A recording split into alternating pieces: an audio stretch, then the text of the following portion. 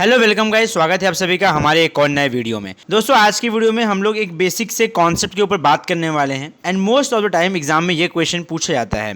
तो आइए देखते हैं कि इसका क्वेश्चन किस प्रकार से आने वाला है। यहाँ पे आप लोग के सामने एक फ्लो चार्ट दे दिया रहेगा और वो फ्लो चार्ट इनकम्प्लीट रहेगा, आपको उस फ्लो चार्ट को कंप्लीट करने के लिए बोला जाएगा। एंड साथ ही साथ में यहाँ पे देखिए उसके साथ चिपका हुआ एक और क्वेश्चन है, ब्रीफ में एक्सप्लेन करो किस तरीके से आप लोग एनर्जी को निकाल सकते हैं कार्बोहाइड्रेट, लिपिड्स और प्रोटीन का यूज करके। सो आइए देखते हैं इसके सोल्यूशन में हम क्या कुछ लिख सकते हैं। देखिए गिवन फ्लो चार्ट कैसा है। गिवन फ्लो चार्ट के अंदर हमको यहाँ पे पायरुविक एसिड दिया हुआ है और नीचे एक खाली जगह दी हुई है, उसके बाद एसिटाइल कोएंजाइम ए दिया है, फिर खाली जगह दिया हुआ है और lipid, glycolysis, amino acid, protein, Krebs cycle और फैट दिया हुआ है।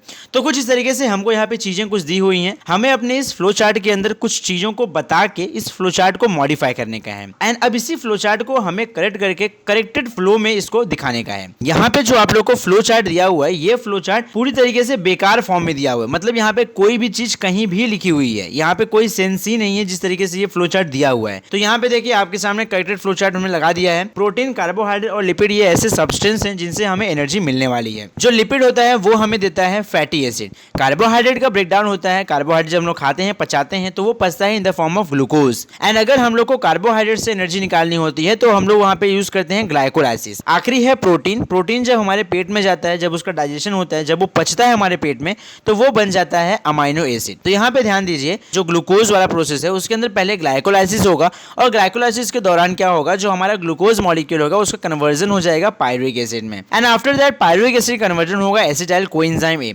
एसिटाइल कोएंजाइम ए को हम लोग रिप्रेजेंट करते हैं एसिटाइल CoA में। ऐसे ही फैटी एसिड जो है, फैटी एसिड का भी कन्वर्जन हो जाएगा एसिटाइल CaO में।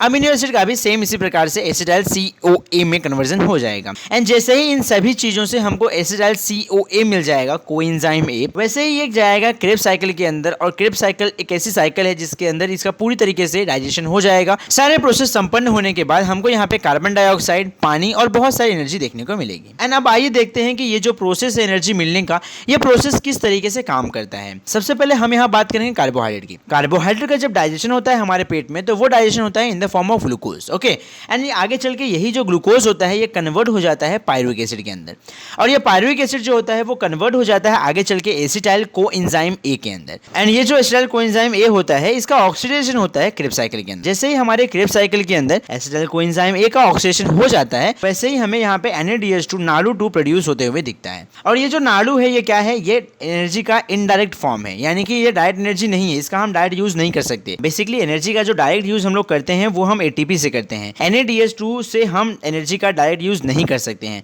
सो NADH2 से ATP बनाने का जो प्रोसेस होता है वो होता है आखिरी स्टेप के अंदर, जो है electron transfer chain reaction.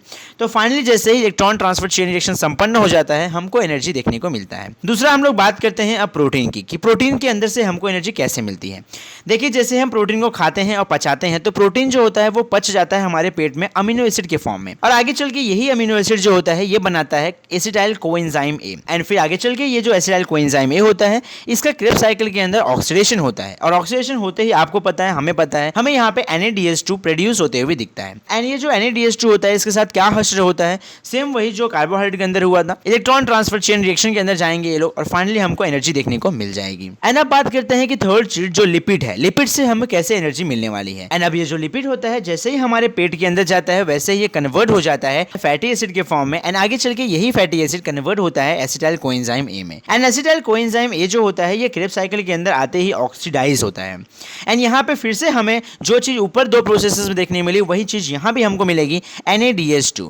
And हमें पता है, आपको पता है NADH2 क्या है, एक एनर्जी का इनडायरेक्ट फॉर्म है और अगर हमें इसे एनर्जी चाहिए तो हमें इसे कन्वर्ट करना पड़ेगा ATP के फॉर्म में जो कि डायरेक्ट एनर्जी का फॉर्म होता है एंड ये कन्वर्जन होगा इलेक्ट्रॉन ट्रांसफर चेन जो कि आखिरी रिएक्शन होता है। तो यार यही कुछ प्रोसेसेस हैं जिनके द्वारा हम लोग को यहाँ पे एनर्जी देखने को मिलने वाली है। आई होप आप लोग को क्वेश्चन का आंसर समझने में ज्यादा तकलीफ नहीं हुई होगी। हमारी वीडियो आप लोग को बहुत सारी वैल्यू दे रही है तो बिल्कुल भी हमारे चैनल को सब्सक्राइब करना भूले नहीं, याद से सब्सक्राइब करें। As usual, thank you for watching. जय हिंद।